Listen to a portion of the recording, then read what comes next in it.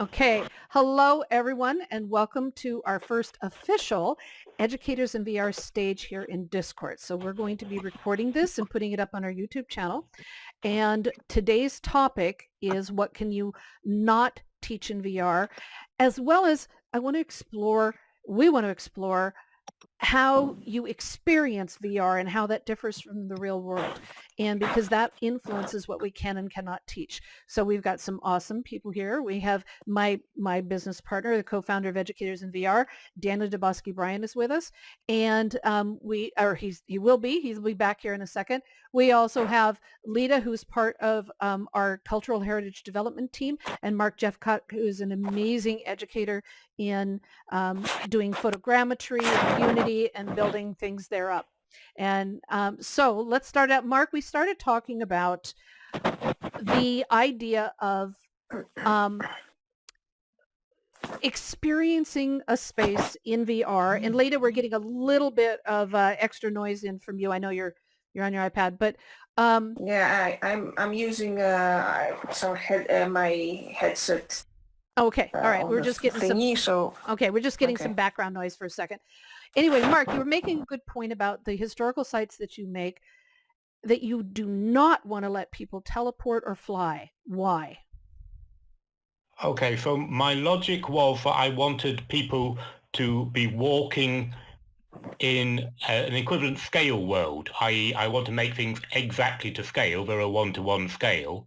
And you get a false sense if you can teleport around, but it's nice and easy to just leap 1 kilometer forward or so, whereas I would prefer you to walk that distance, Altspace walk it, i.e. just strafe it, I think it's called, in which you experience the fact that it's going to take you 3 minutes to walk from this end of the Roman wall to the other end of this Roman wall, and this is only just a small portion of what there is.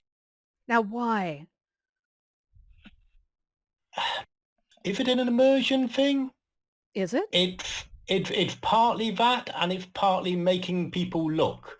If you do the leaping, then you don't really look. I don't know if you ever did those sort of classes where they said the only way you figure out how something looks is if you draw it. And if you do that, you see a great deal more. And I feel that in virtual reality, if you do the teleporting or the flying, you fly past things. Whereas if you do the walking method, you do actually see them. I like that. Lita, you build beautiful historical heritage sites. What is your opinion on that? My opinion is for a long time I didn't activate flying in my worlds because I thought that maybe people with mobile devices might have issues with if you go up a certain height you will be able to see all the pixels in your face. As you can understand, I feared that people might have issues with the world crashing or something. But people kept telling me, please activate flight. Please activate flight. And I said, what the hell? Okay, here you go. So far, no issues. And to be honest, it's a good idea for my part, because my intention when I built these worlds is to allow people to experience them any way they want. It's very important for me, but that's my personal thing. I want people to, if they want to just jump on top of all the of the roofs, on top of the roofs, they can do that. If they just want to fly around, they can do that. It's very important for me, and it's a gripe I have with all the other cultural heritage experiences I've been into, is that they put you in a fixed path.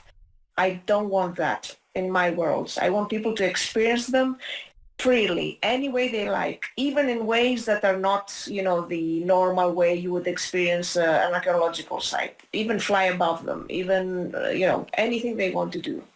But that's my thing. It's well, there's no right or wrong. Mark, what do you have to say to that? Yeah, I don't think there is a right or wrong in this one. I mean, I do usually include getting to places that you cannot get to in the real site, so you can get to a higher position over and I have a nice villa world where the joy of it is that you're walking upon all of the mosaics that you can't walk upon in real life. And I felt that was enough of an extra boost to you are doing something that you can't do in real life without also giving the ability to fly around it or the like. But yeah, different viewpoints. Interesting. Also, another thing, since you mentioned that, another thing with archaeological sites is that you are not allowed to go to parts of them. Large part of them is inaccessible. That includes every single archaeological site I've recreated: the Acropolis, the Agora, even the Olympia. There are huge parts where you're not allowed to go there. Yeah, so I think that's a rare example of a virtual world just doing something actually better than the real world. You can go somewhere which physically you're not allowed to now because you would damage it in real life. Yes. And that ability to go to those, to see it in different ways and actually physically walk through places that you can't do for whatever reason, for sensitivity, for danger, because, they're crumbling, they're old, they're fragile. That ability in VR to recreate it. Visitor too. You yes. can fall and have an injury too. Right. And having in VR, we can experience those without those risks. And nobody telling us, no, don't go there. So, which, there are places, I think it's I fall right in the middle. Daniel, I'd love your opinion of, I like being able to go places that I couldn't go in a historical site that's been recreated in VR or any virtual world. But I also sometimes like being restricted, so I'm forced to slow down and pay attention. So I'm on the fence. Yeah, I think I am too. I totally get that somebody creating something has maybe a particular purpose in mind with it, and therefore it's their creation, and they've designed it with a particular use in mind. I get that. At the same time, I know a lot of the worlds I go into, I'm kind of scouting. I'm often not there to fully engage, maybe in the same way that it was designed to be engaged with, whatever thinking was behind that.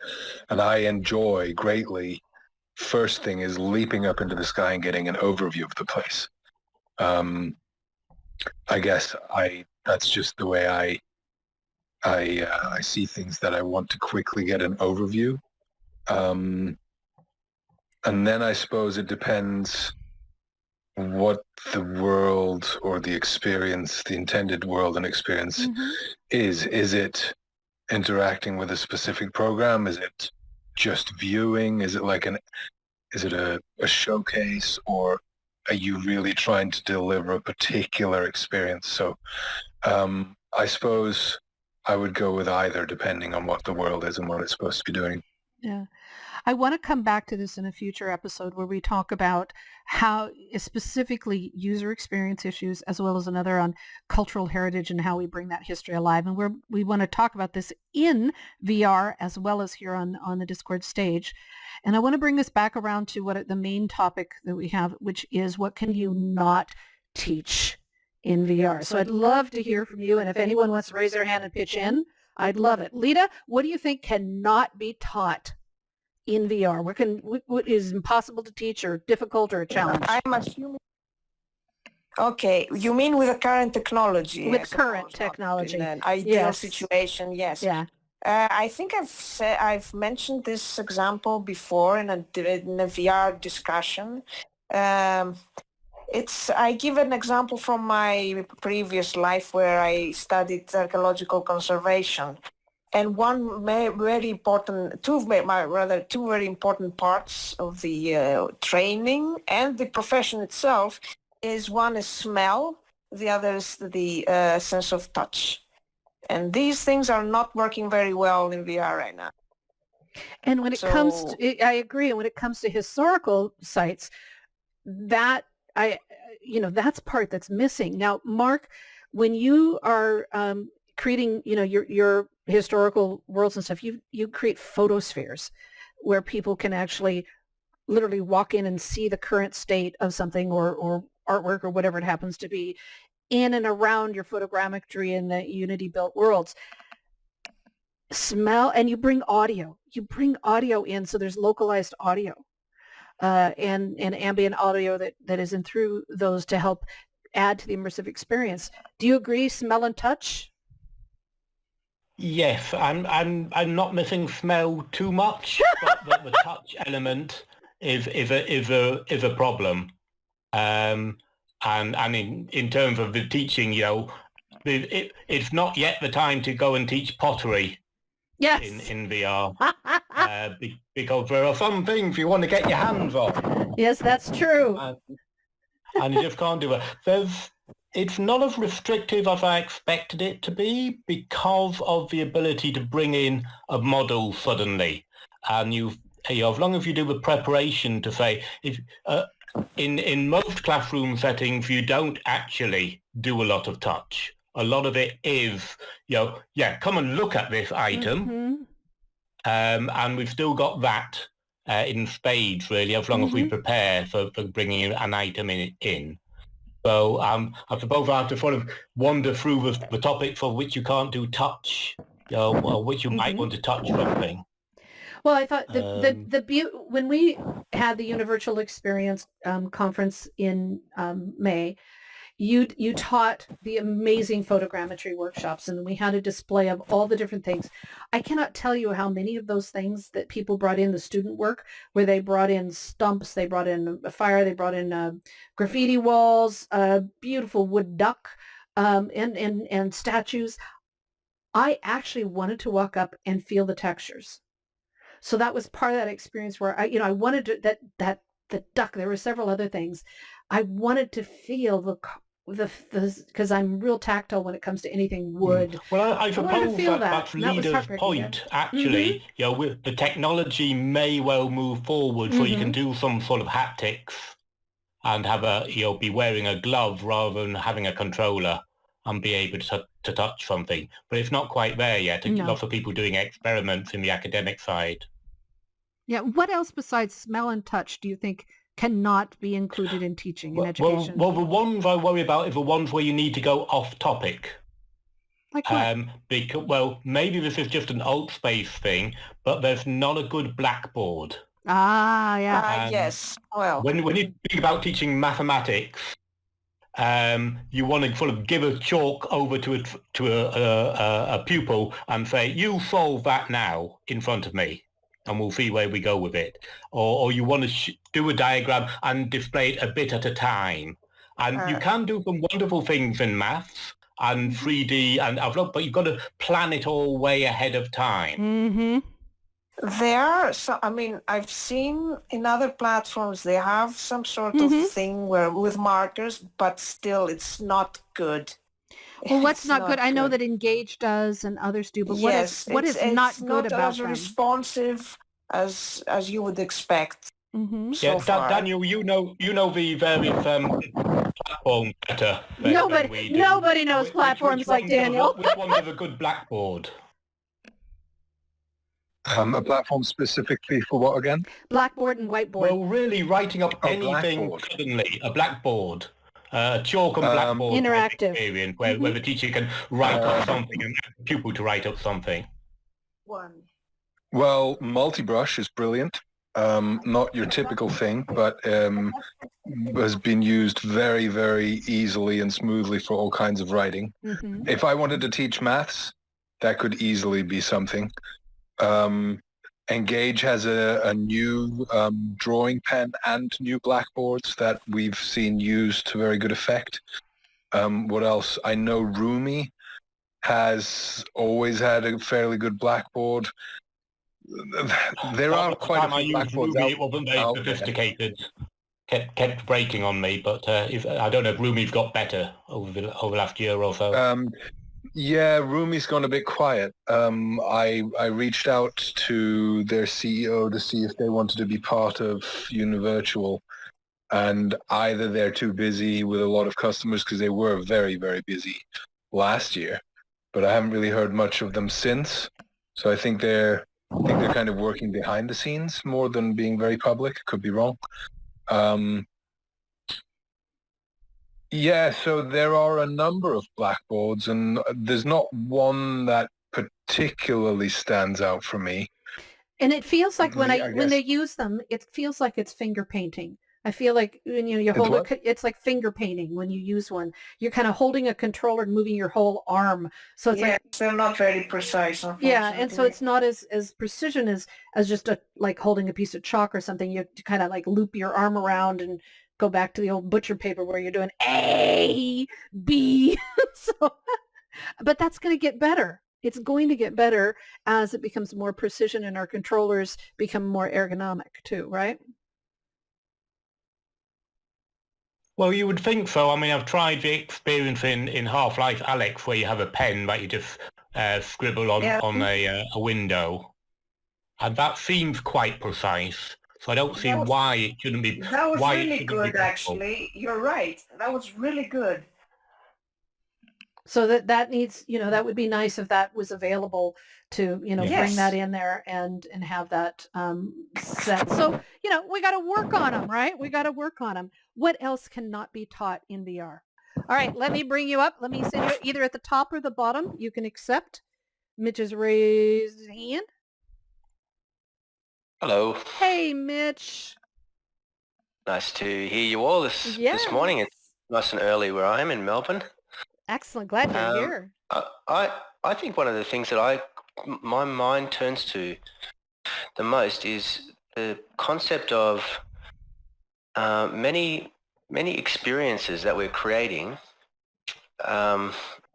tend to be solo, and then you have the sort of experience if you're trying to organize a classroom dynamic. You have this experience of solo together, and we haven't yet been able to really bridge the divide of together, if you know what I mean, like all in the same space physically, but then journeying to some amazing virtual landscape or place together.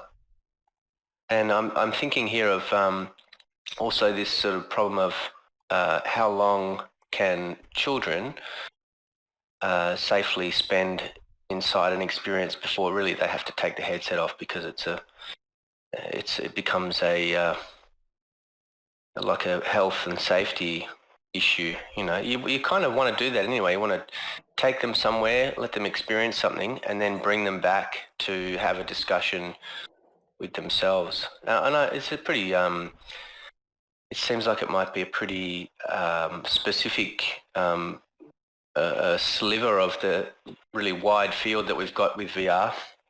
But it's something that I think is an interesting problem to work on, and I don't know that any of the platforms have really done that yet. But I'm sure they'll I'm sure they'll be working on it as well. Well, that's an interesting point you made about the solo together and together. And so let me give the example of AltSpace. So we can meet somewhere, and then as a group, we feel like we're there with embodiment and presence. We feel like we're there. Then we can throw a portal and we can travel together to another world or another experience within the AltSpace environment. We used to be able to travel through from, platform to platform, but we're hoping that comes back. I know work is going on behind the scenes for it, but that ability to travel from world to world is there in AltSpace. It's also there in Engage, where you're in a group and you just change the environment so that can switch. It's true of a few other spaces. So is that what you meant by together? And if that qualifies. So Mitch, Well, one of the things on Yeah. together is, can you be in the same room as other people and move around and be moving around in a different space? and that's surprisingly technically difficult to do. I've seen it done, but you have to be, whilst you have your headset on and you are, in a physical, a virtual different space. You might want to move around that space, and if you are in the same room as somebody else, you need to know where that person is so you don't bump into them. Which means they all have to be physically mapped to the correct space in the virtual area. That's true. That's true. And I'm trying to get, oh, he's hung up and hopefully going to, so we're going to give this a try again here. He's in the audience again. Yep. Let's give you another try up here because I'd love to hear that. Yeah, can you hear me now? Now we can. Yes. Had me worried. That's often the answer is to leave and come back in, isn't it? I can, yes. Turn it off. Turn it on. You Yeah. guys hearing me Now we can hear you. Yes. Yes, we can, Daniel. Yeah, I had to leave and come back. Weird. Oh, very odd. All right. So Mitch, answer the together. One thing I saw recently was a demo video for the Vario headset where they were the person wearing the headset was able to thread a needle. I don't know if you guys have seen that one. No, but Really? boy, that And could so change it the was this game kind for of really surgery. wild video pass through that was working there, and I had the thought instantly that this sort of this augurs well for the ability for perhaps not too far away in the future to be able to do exactly what you said, Mark, to be able to navigate in the same space physically while wearing headsets, but then also, be navigating a virtual space as well. And that's a pretty exciting idea, I think, especially for education, because just imagining that you can have the world, the real world in your classroom switching on and off, or blending in and out. I understand it's quite a long way away in terms of the technology, but wow, that would be amazing. The next, then, so Microsoft Mesh allows it's mixed reality, so it allows the real world to mix with the virtual. And it is being developed by Microsoft. Altspace is owned by Microsoft, and they have a enterprise version of Altspace that they are using Microsoft Mesh with. And there's something called Azure Anchor Points, where an environment is scanned and tables and chairs or whatever are then kind of duplicated, so to speak, visually, as these are barriers you can't cross. Just like you walk up to a table in the real world, you hit the edge, you got to walk in the middle. Where in VR, you can walk right through a table any day.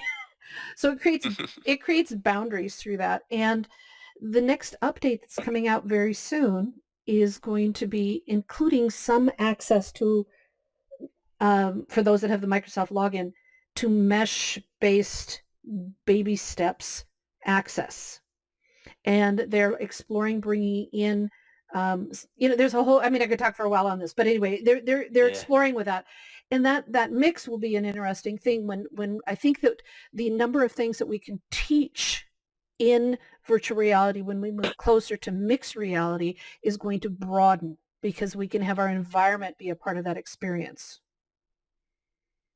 Yeah, apart from the mixed reality, the ability to be in the same space as people and experience the same event is there. It's just a bit on the tricky side at the moment. In London, there's a thing called the War of the Worlds experience, and it can take about a dozen people at the same time, and you are, you put on the headsets and you can see you're all dressed in Victorian gear, and the other 11 people are dressed in Victorian gear in different parts of the room. And then Martian tripods arrive and shoot you up a bit, and you have to run away. It's great. It's absolutely wonderful experience whilst Jeff Wayne's War of the Worlds music plays in the background a lot. Oh, how wonderful. If you're ever in London, give it a shot. Oh, definitely. I love those. I always think of the Disney animatronics and how fascinating those were when they first came out, to see, to go in and see the people come to life, these wax figures and things. And now to move that into projected holographic technology and virtual reality and stuff, mixed reality, I'm absolutely love that. So Daniel, did you have something you wanted to add before you had to exit and re-enter? No, it's okay. I'm still listening. Okay. Great conversation. Yeah. By the way, Mitch, good to see you. I owe you a response to an email. I'll be on that shortly. No worries. Yeah, that's fine. And I think that so I want to bring back what can you not teach in VR? And two things that have come up. One I'm very very personal to me, but let's talk about the other one first, which is physics. And the limitation in teaching physics is you can't pour water, you can't work with volume and measurements and chemistry and things that are liquid. You can't, take a bottle and pour it into, the liquid into another one and those things, and you can't drop Yes, and measure. you can? Yeah, you can. Okay. The physics in, so this isn't necessarily available on platforms yet, but I've seen individual demonstrations of physics that would blow your mind. Magnetism, gravity, volumes, liquids. Excellent. If you think of all the things that are digitalized, so if you think of Pixar technology, and that's all digital. Anything you can digitalize like that, in theory, you can digitalize for VR as well. Now, making that available for kind of consumer grade VR headsets is maybe a different thing. So I would say you can't teach it yet because nobody's made it available in a teachable fashion, but it's not that the physics doesn't exist to teach that. You can teach gases. Yeah. Okay, that's fascinating. And Lita, what about you? Yes, well, I mean, even the game engines that exist like Unity and Unreal provide some at least very basic, physics engine parts in them. I mean, they can't go. Maybe they can. I haven't explored it that well. They can't go to the point to doing the liquid physics. Possibly. I haven't explored that, but definitely gravity, that you can do gravity in them. There are people who want to get in the conversation, yes, I think. Yes, they do. All right, Cactus, how about you? What's your experience? You can accept at the top or the bottom. Look on your screen. All right, Cactus. Hi, welcome. Right. I just did a quick Google search, liquids in VR. There's all kinds of videos, all kinds of stuff. Excellent. It's just another example. Okay. Yeah. So the Victory XR developers just came in and did a presentation on, they're doing some amazing educational things in Engage. And they were in with us for the virtual schooling session. And they said that is their biggest challenge, is trying to integrate physics into it. And so I found that a fascinating thing. All right. So Cactus is trying to get the mic to work. Stuntman Dan, do you want to unmute and join us? Yes. Hello. Hello. How are you guys today? Doing all right. Good, thanks. In regards to all the like the game engines and the physics and stuff, there's this community known as Neos. Familiar with it, but I think you guys could really benefit from a relationship because these we have one creators on this engine are doing some really amazing stuff. Yeah. Some of the stuff I've seen in Neos, I haven't been in a lot, but it's kind of designed for high-end creation, isn't it? Yes. I'm not too deep into the details on what they're, but I've seen some of the stuff they've created and it's really amazing. And I just wanted to add that to the conversation. Wonderful. Yeah, excellent. Thank you. Thank you guys for allowing me. Yay. We'd love it. Yeah, sure. And you're welcome anytime. And Cactus, what about you? Maybe it's an exit and enter thing again. If you exit and re-enter, maybe it'll help activate your voice because we can't hear you. And that's what we've just found has been happening here. And then I'll add you back in as soon as I see you. All right. So let's see if Cactus can get back in, and then we're going to do that. Neos is really fascinating, but it's been problematic because until recently, because of the limitations of the devices that can access it. And that's always one of the problems. So let's get, all right, Cactus, are you ready now? Hello. Hopefully we can. Now we can hear you. Awesome.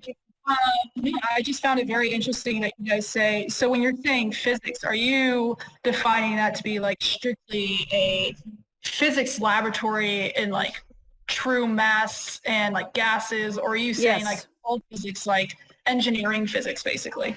All of the above. So I'm an electrical engineer, and I like, so we can do electrical engineering physics. That's what I work on right now. In VR? Yes, exactly. Tell us. It's all about, but yeah, so it's a really cool project, and it's the company now. That's what we make is we're trying to make STEM laboratories, and so it is a lot of math.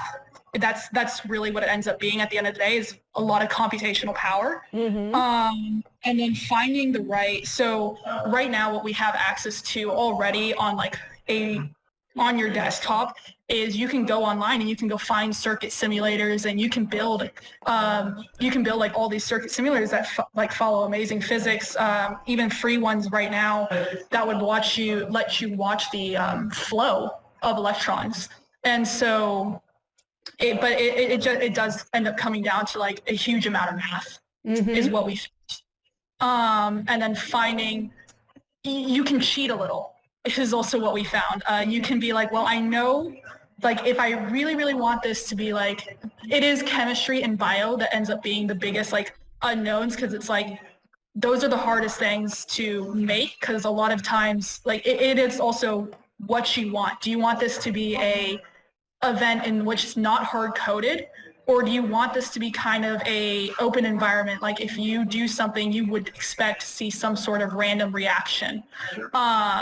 That randomness that you find in chemistry and biology, that tends to be the thing you can't program for. Right. And that was what the challenge was, you know, it's all good that you can plan these things out and you go, okay, A plus B will equal C or whatever. But that idea of having A and B and having it X, you know, equal 99 is just not, it's not there. That random result is the hardest part to emulate, because that requires what? I wonder if actually you lose something if you don't keep the randomness in physics, because it's tempting if you were doing a physics simulator to make everything work correctly in physics. But having taken a physics degree, there's an awful lot of our experiments didn't work as they should have done. And most of your time was learning how to make the equipment work correctly. I know two distinguished physicists who managed to prove that the sun was at minus 7,000 degrees Kelvin. How do you prove that? You can't stick a thermometer in them. That's just what the equipment was telling you. I know. You followed everything through, and then then it was ages to try and figure out, well, where did the equipment go? And that's part of what physics is. That is true. At the moment. So, Cactus, what kind of projects are you specifically working on with VR? Oh, not the audio thing again.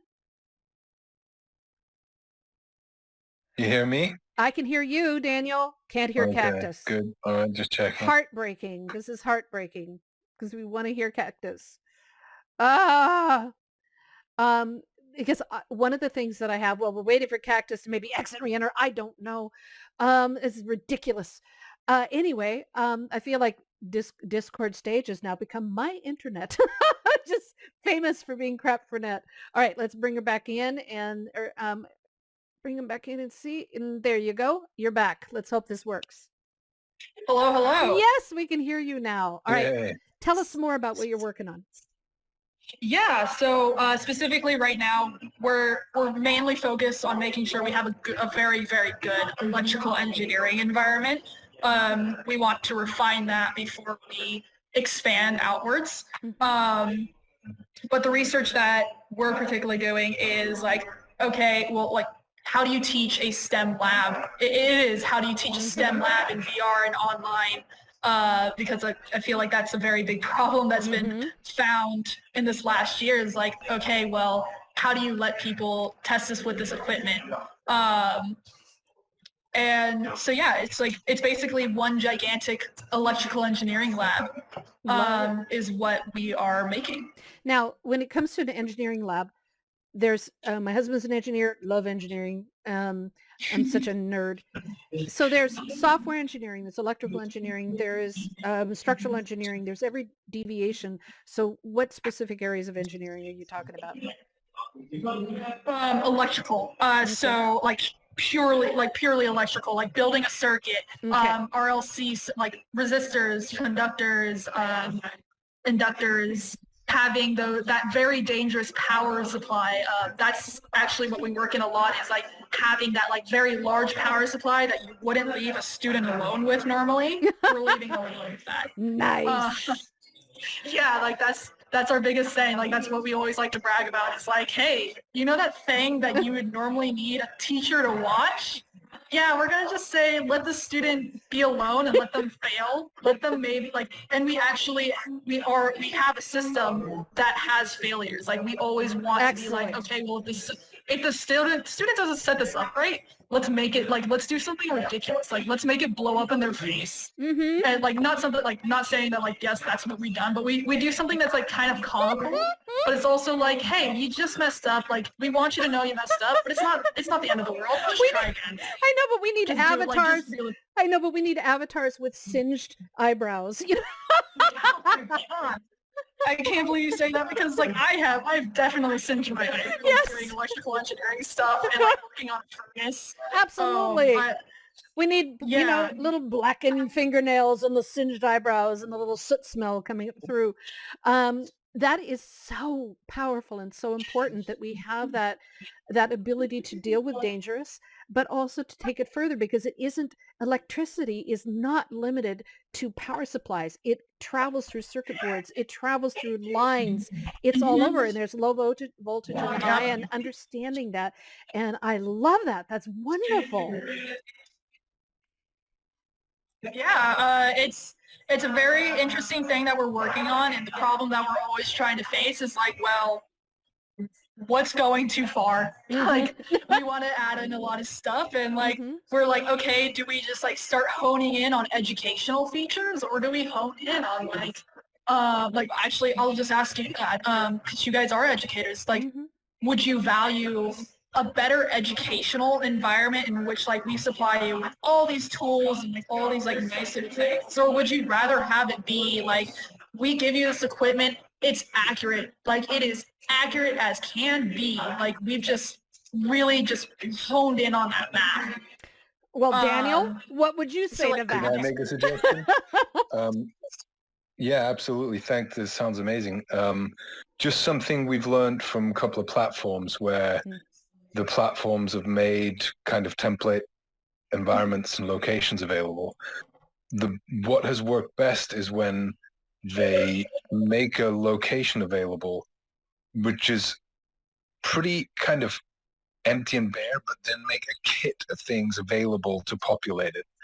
When they are too prescriptive with what the location looks like and you can't move the stuff around in it, that kind of doesn't work so well. So if you're asking what educators want, I would guess that like a canvas and a palette of options, because often, especially early days, educators in VR, and I don't mean us as a company or a group or community, I mean educators using VR, are still trying to figure it out. And sometimes they figure it out by doing something unexpected. So if they can have access to the tools, but the freedom to use it in whatever way they want, with some guidance and tutorials and maybe suggestions. But the more creative freedom they have to test out how exactly, because you never know, what idea will strike you in the moment. You think, hey, if I do this, then I get that. And you only thought that because you're playing around. Or like if you go too heavily on curriculum, it's great because it then can fit into schools, but that kind of adds other constraints on top of what VR might be best able to do, as opposed to just using VR to feed curriculum. I don't know if that makes sense. So what do you see as like that best thing for VR to do? What do I see for what? VR, the Like, best. what do you think is that like shining thing of VR? Like, what's the sweet spot? I guess at the moment, a lot of it is emergence. You can put educators and tools together, and it's I think it's in the moment that we're still discovering how to best use it. So I think it's a little bit early to say this is how it should be used. I'm all about jumping and exploring, trying and testing, trying to break it as well, and seeing what can be done beyond what is intended for the use of this thing. And I'm always surprised. So like, wow, you could do this, you could do that, and it's the surprising stuff. I think the unexpected stuff is the what excites me. And my answer to students and educators is, if you want to, teach somebody something, show them something, you either need to show them something they've already seen, or show them something they've never seen before, which is pretty rare. There isn't much we haven't seen before. Or this is more important, you show it to them in a way they've never seen it before. And that's what VR does. It allows us to explore something in a way we've never seen it before. In fact, is what you're talking about being able to go into the inside of the power bricks and see the electricity flow, see all of those things at a micro level or larger level. That's showing them something they've never seen before, and that's invaluable in VR. But yeah, okay. So you see so that like infinite scale, like I like to call that infinite scalability with VR, is that like you can go infinitely big to being like Godzilla, or you can go infinitely small to being like Ant-Man and just tiny little thing. Right, and imagine so like, that's really that special. It is that special, and so Jeremy Billison explained it right when he said, what are the basic things that you can do with VR and most powerful, and one of those is you can explore danger. And we've had some amazing sessions that Daniel's pulled together with River RIVR that does firefighting training and forensic firefighting and many other different trainings where you are going into the middle of a fire and you are experiencing the fire all around you visually, but you are not in any way at risk.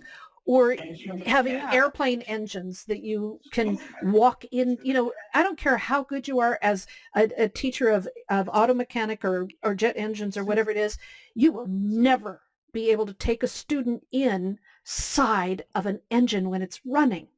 It's just not going to happen.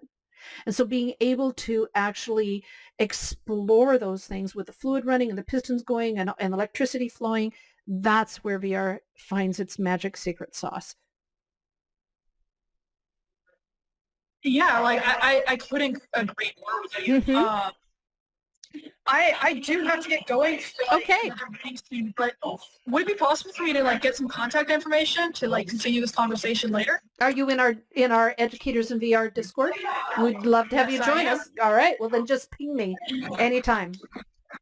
Awesome. Okay. Thanks, guys. Nice to meet you. Thank you. All right. Bye. Bye. Okay.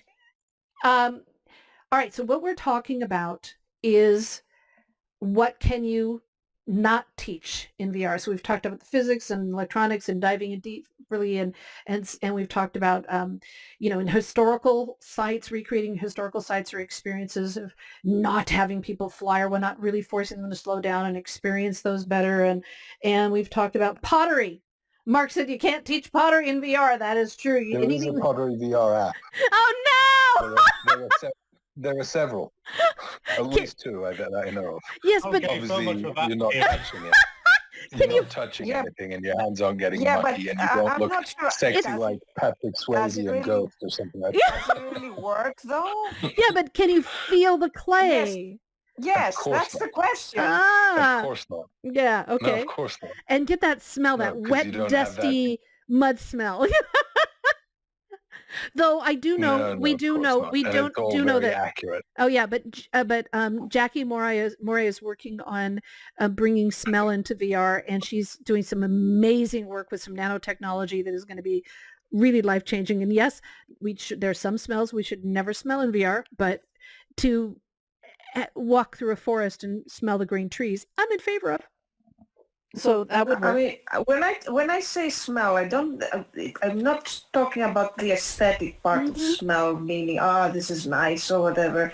There's a very practical part of it, and in conservation, for example. But that's specifically an example I can think of is conservation of paintings. You can understand what's going on, how your cleaning of the varnish is going by the smell. When it's very, very subtle. There are very subtle things that right now it's absolutely impossible to do in VR.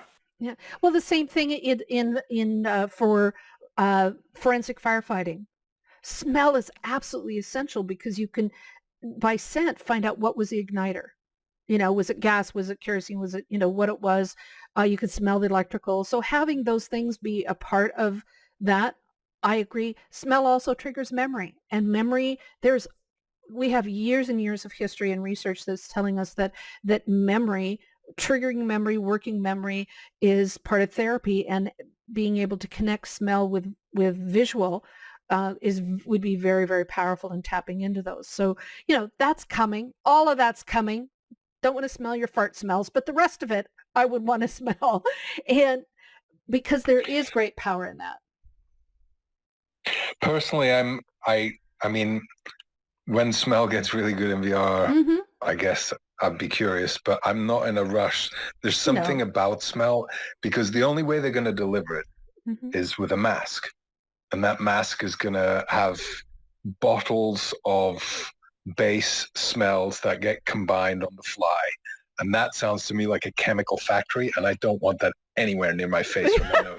Not necessarily. It's not. Just by stimulating the parts of the nose that deal with smell might be enough. I'm not sure that you need chemicals for So that. what Jackie's working on is they're actually able to, and this is way advanced tech, so it's way off in the future. They're actually able to embed smells into the nanotechnology, into metal, aluminum, or whatever the materials are, plastics, that can be electrically stimulated and built into the headset. So it's only can be smelt within like a foot of the person's head, a quarter meter or something like this, real intimate thing. But it's built in a way that is triggered through a little bit of electrical current, and then that releases the smells. There's no chemical mixing. There's no bottles. There's no refilling. It's all very closely, all the smell is electronically generated. And they're working on it. Again, it's years away, but that should, I think I'm much too sensitive about the smells. But I wanted to just say so's my husband and I. He says that there is a smell to be smelt for 5 miles. I'll smell it. But I want to, so the one thing that has not been mentioned that is my pet passion and pet project is the fact that is that years ago I asked, what can you not teach in VR? And I was told over and over and over by many different people, writing. You can't teach writing. Now that means, can you teach lettering? Sure you can. You can, like whiteboard and blackboard, you can do that. But it was creative writing because people couldn't write. And there was this assumption that you cannot write in VR because you don't have pen and paper or easy to use keyboard. And so I looked at that assumption that writing had to be taught and discussed only if you could have pen in hand, and I broke it. And I said, no, writing is something that is discussed. It is shared. We talk about these things. We study things. We read things and things. You don't have to write to learn how to write better. And so 4 years ago or more, I started the creative writing meetup in Altspace, and it's still rocking. And every November we do 30 nonstop days. I'm going to not do them all in VR. I might do them all in VR, but every year we meet in VR and we write together. You just have to push your headset up and write. There's just some tricks to it. But we write together every day for 30 days through NaNoWriMo, the National Novel Writing Month, where the goal is write 50,000 words in 30 days. We also meet once a week. to discuss creative writing, do writing workshops. And this past week, I decided I just wanted to have some fun. So we worked on phases and fables and metaphors and similes and things, where we threw things out like in for a penny, in for a pound. Now, what does that mean? Where does it come from? How do you use it?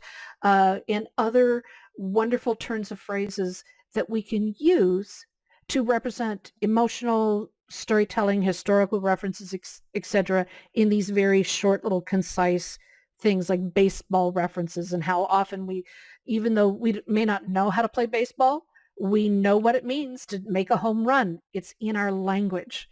So we had a great deal of fun exploring those, and then they have a homework assignment every week to then put that into practice. They come back and they share. So this has been honed over 4 years. And so writing can be taught. You just have to outthink it.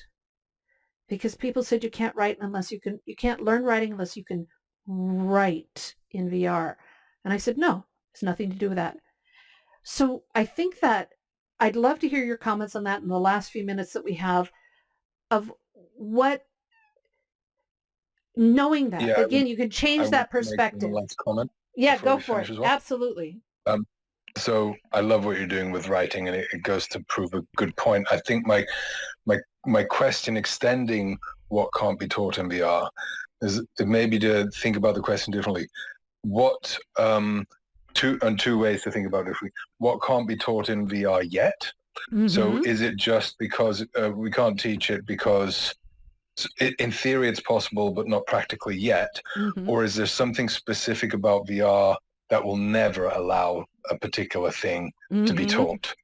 I think that's a question that interests me, because you could also go the other way.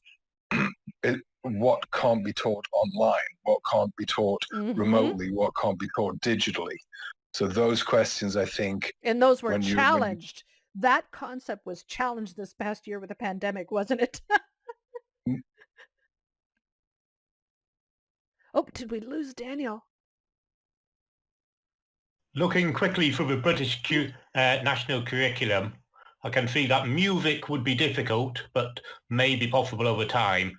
And sport just doesn't sound like a runner at all. Sports.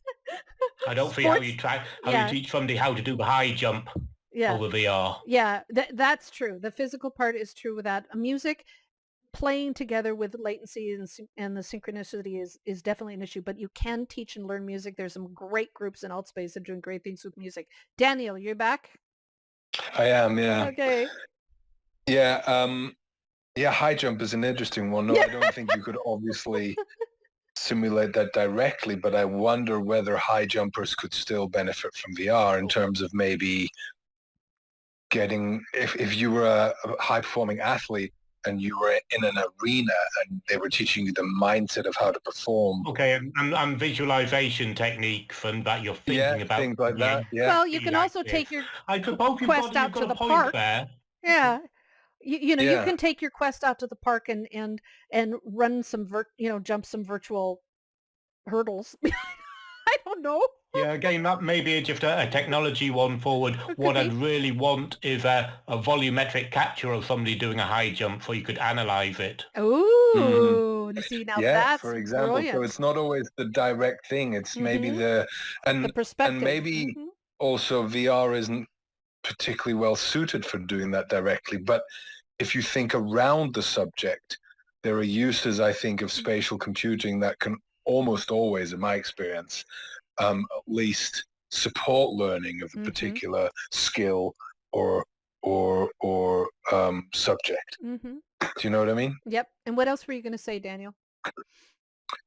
I think that was it for me. Okay. All right. I do know that baseball athletes are using VR with haptic gloves. Because the VR headset has the gyroscope and the accelerometer in there, that they can actually, and plus with the sensors, the tracking sensors that are on the headsets, they can actually track hands in a way that they can practice pitching and hitting to judge speed, accuracy, and whatnot. So that's a sport. Who knows? So people keep hitting, like you go to the baseball cages, you do the same thing in VR. But it is technology. Our Yeah. limitation is technology, and you're absolutely, Daniel's right, and Cactus, all of you are right. It is about perspective, and we need to change our headset about what it means to say no to this. So part of it's technology limitations. It's growing, it's evolving. I'm waiting for the holodeck. But I think it's also about us breaking out of our comfort zones. If you think it can't be done, then you will continue to persist. And until I stopped and looked at what this meant, I couldn't get out of my own way to see how we could do that. How could we teach writing? How could we do these things with a new perspective? And so I like that. So I want to thank you all for Yep. being here and talking about what you Yeah, great cannot, discussion. you cannot Yeah, teach it in was great. VR. Thank you. We are going to be doing this every week about this time. We may fidget with the time, but it feels like it's a good one internationally. I know, Mitch, you got up early. Thank you. And I want to also let you know that coming up in about an hour and a half, no, I think it's about an hour, is Captions and Beyond. It's about building XR software for accessibility to deal with people who are hearing impaired specifically. Hopefully they'll also talk about visual impairment. And it's with Equal Entry, their team, and they have the AltspaceVR engineer, software developer, who is actually developing the live captioning and instant translation feature in Altspace, which is the first VR platform to do that. It's still in development, but it is groundbreaking to not only allow people with hearing impediments to actually see speech and interact, but to have somebody speaking another language and being able to not only understand them, but you reply back in your language and it translates into theirs. That is groundbreaking technology that sure could be put into Zoom, but the fact that it is in social VR where you're meeting people on a daily basis from all over the world, that is a serious, serious game changer. So that is going to be coming up in Altspace very shortly. Today is the 17th of June, 2021, so that there is at least a date in here for this. We will be uploading the audio to YouTube, so you can find that at our Educators in VR YouTube. I want to thank all of you for being here and challenging the concept of what you can teach in VR. And if you want to be involved in these conversations, you want to be a part of these, please let us know in our Discord at discord.me/educatorsinvr, and you can find the rest of the information at educatorsinvr.com. Thank you, everyone. Thanks, Laurel.